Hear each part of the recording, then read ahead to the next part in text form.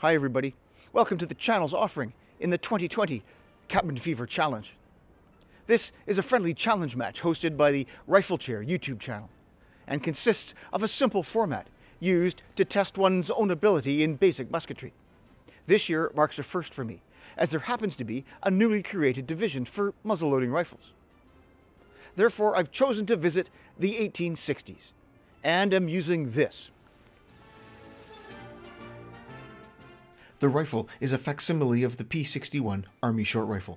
Viewers of the channel may recognize it as having started life as my Parker Hale P58 naval rifle. I decided to replace the necessary parts to make it resemble the much more prolific, and for the channel, pertinent arm. There were 4 patterns of Army short rifle. The initial, or pattern 56, was followed by the pattern 58, with the so-called bar on band, to better support the large sword bayonet.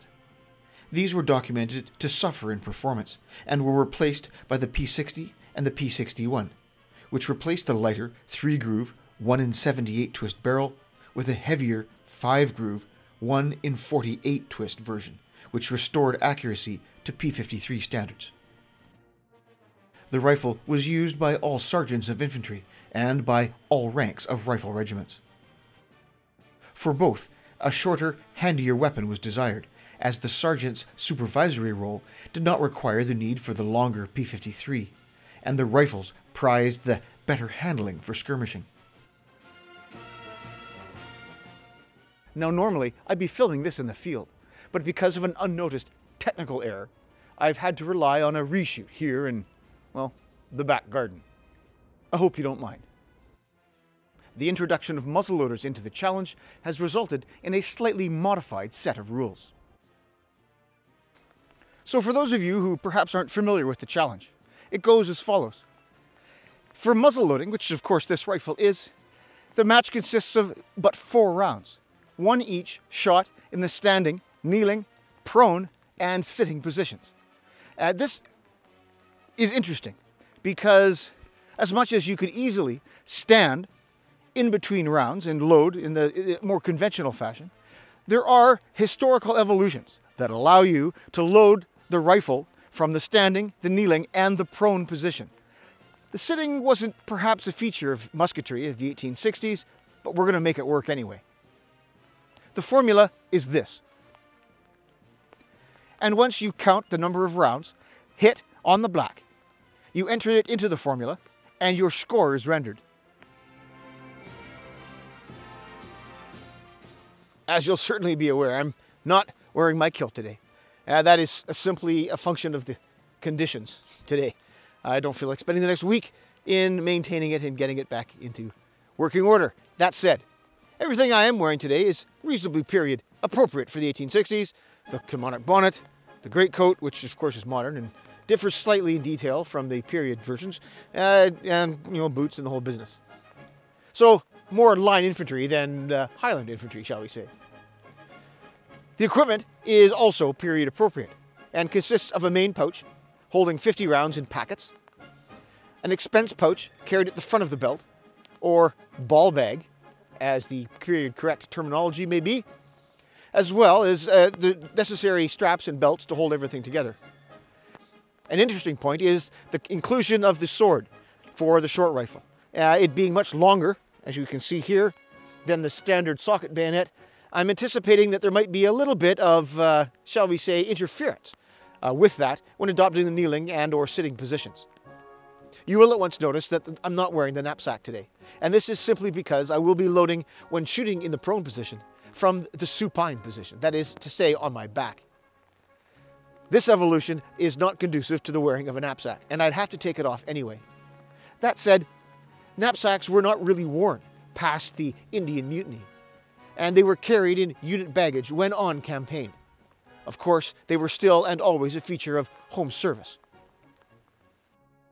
The ammunition used for this shoot will be quite familiar to longtime viewers of the channel.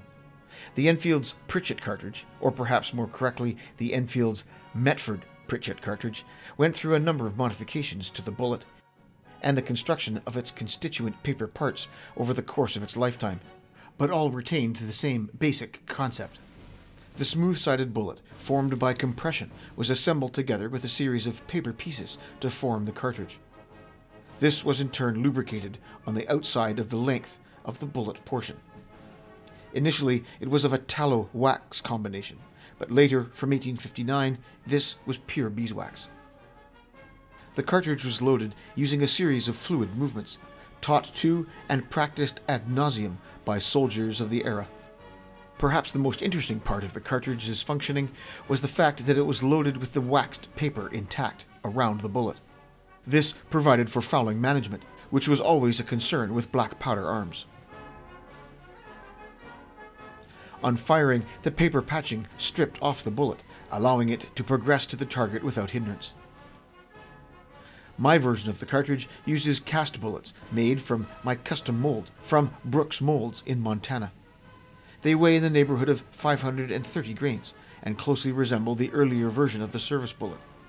I load the cartridge with 60 grains of 3F powder for the P61 and package them in packets of 10 rounds, which are carried in the main pouch for emptying into the expense pouch for immediate use.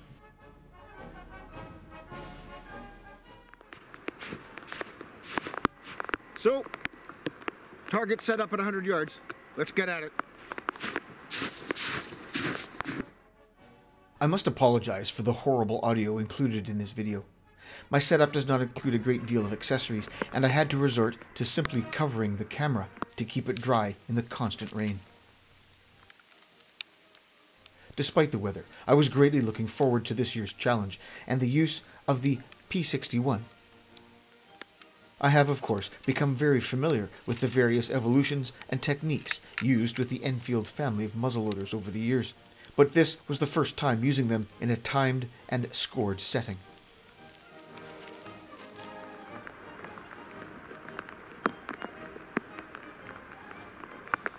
By way of strategy, if you could call it that, I elected to load for the next position in the previous position.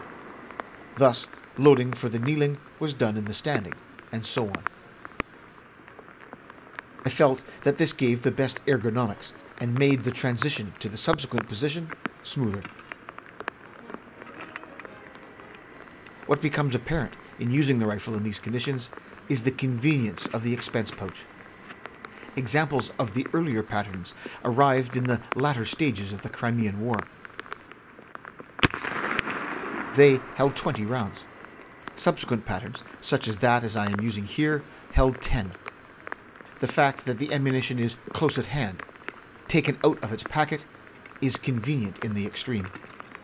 Technically, the butt of the rifle should have been held across my heel. I find this to make the loading position in the kneeling very awkward indeed.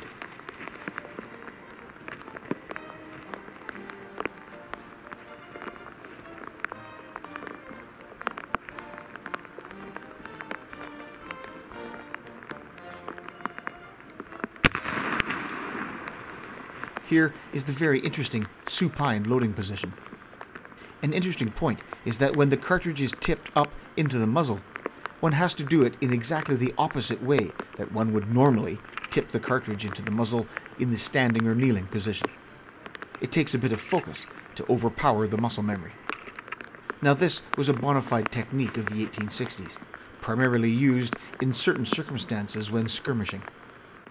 As you can see in the amount of time it took to actually load the rifle, the rate of fire when using such position was greatly reduced. In adopting the sitting position, the bulk of the greatcoat made for an extra bit of crunch, as it were, to get my elbows forward onto my knees.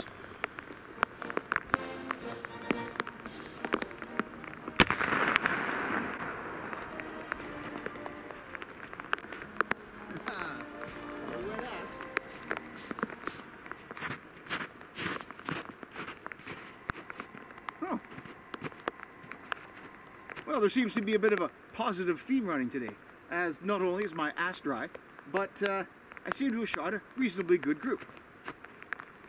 1, 2, oh, hold on. This isn't the way we do things around here, is it? Okay. What? 1, 2, 3, 4. So that's 3 hits on the black and 1 just outside at the 6 o'clock. Now I'm reasonably happy with that, but as we know, the Rifle Chair Cabin Fever Challenge isn't just about hitting the target, it's about doing it in a timely fashion. And this score needs to be inputted into the formula, and the score, the total score, or the final score, is then rendered. So, with the formula being hits times 5 divided by the time in seconds times 100, my 3 hits in 119 seconds gives me 12.6 points. So I'll just take this opportunity here to show a little bit of evidence of an effectively made and operating Enfield Appreciate type cartridge. And this is evidence that the paper is separating, as you can see, quite cleanly in small pieces from the bullet as it leaves the muzzle. And this is but a few feet from where I was shooting. Now typically the piece that flies the farthest will often be the bottom, i.e. where the paper was choked around the base of the bullet. As we can see here, there's still wax intact, there's absolutely no scorch marks, and it seems to form somewhat of a rosebud, or a rose petal I should say. Now I found the shoot to be good fun, and the 2-minute time frame a well-rounded effort. I did, however, want to stretch things out a bit and go for a more sustained effort. Therefore, I decided to reshoot the challenge with 3 rounds per position. That way, a more comprehensive assessment could be made of the different loading positions within the context of the various aspects of the channel. Now, of course, the standing position was the most conventional way to load the rifle. The 3 rounds went off without a hitch. Loading from the kneeling position takes a little bit of getting used to, as the rifle has to be transitioned to the left side. My decision to use the P61 short rifle here is perhaps beneficial over the longer length of the P53. Now for me, this is where it really got interesting. Loading the 3 rounds from the supine position. Here, just as in the 4-round version, rolling over to the left was the way to do it. This allowed for easy access into the expense pouch, while after loading, rolling back to the prone gave easy access to the cap pouch. Because of the slope of the ground and the difficulty I had in the first match adopting the sitting position, I elected to use the heels dug in versus the legs crossed. Both of which have some historical background, as the sitting position was used predominantly by the cavalry, as they couldn't kneel with their spurs on. Here, the conditions caught up, and the rifle misfired. Then it was done. 12 rounds in what seemed like half an hour. Well, I moved the target here just so we have a bit of a better backdrop, although you can't see very much today. It's kind of, shall we say, inclement. That said, let's count them up. 1, 2, 3, 4, 5 not on the black, which hopefully means 7 on. 1, 2, 3, 4, 5, and 6, 7. Right in what would be the V-bolt, or the X-ring, depending on where you're from. And, well, let's just say that in particular, I would attribute to the phenomenon known as blind dogs finding fire hydrants every now and again. Anyway, 7 hits. I'm interested to see with the time. Obviously, it's greatly inflated over a breech loading or magazine-fed rifle. I'm interested to see what exactly that score will turn out to be. Now, this rifle would ordinarily put all the rounds in the black, but due to me and the conditions, it didn't today.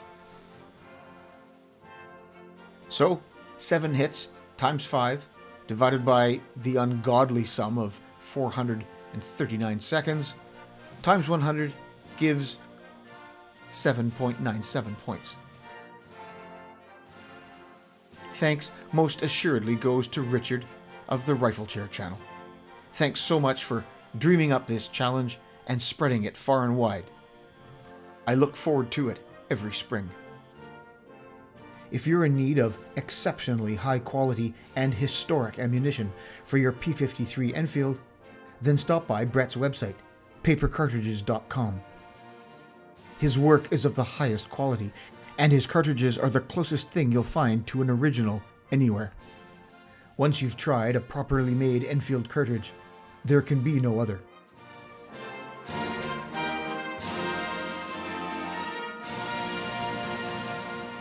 If you'd like to support the channel, please stop by our Patreon page. The link is in the description below. And for more information on projects and updates between videos, follow us on our Facebook page.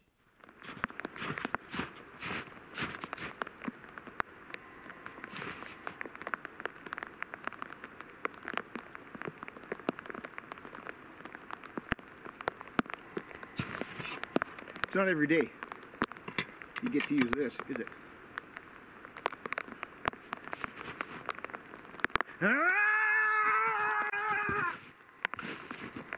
Whoa!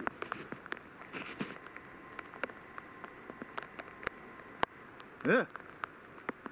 But there really should be points for bayonet holes too, don't you think?